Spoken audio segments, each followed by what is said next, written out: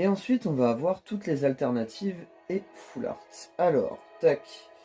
Il faut savoir que full art, elles vont être exclusivement en anglais.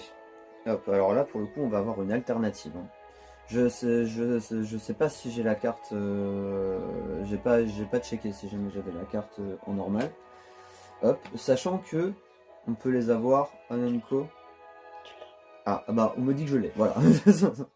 Et donc du coup maintenant je vais vous montrer les cartes en full art. Et celle-ci par contre elles valent le coup, vraiment. Et c'est marrant parce que il y en a qui sont illustrées, on dirait vraiment à l'ancienne à la main.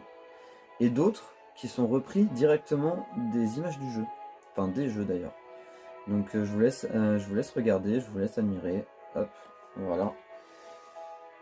Donc évidemment, encore une fois, ça va être une extension qui va coûter très cher et sur le long terme, je pense que ça va être comme le Seigneur des Anneaux, ça va être hors de prix. Donc si auquel cas vous voulez vous mettre à Magic, vous y remettre et avoir du Final Fantasy, je vous invite à le faire rapidement parce que les prix vont exploser, hein. Juste pour info, là, ma boîte, je l'ai payée 200 balles.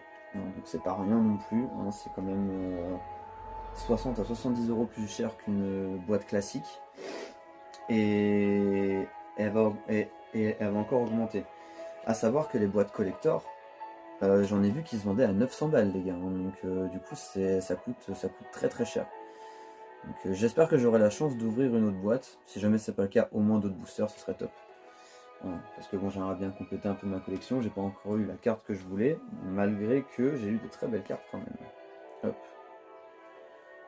Et notez que les créatures que je vous ai montrées, malgré le fait qu'elles ne soient pas rares, sont quand même des créatures légendaires. Donc je vous laisse imaginer un peu le nombre de créatures légendaires qu'il y a là-dedans. Hop, et là maintenant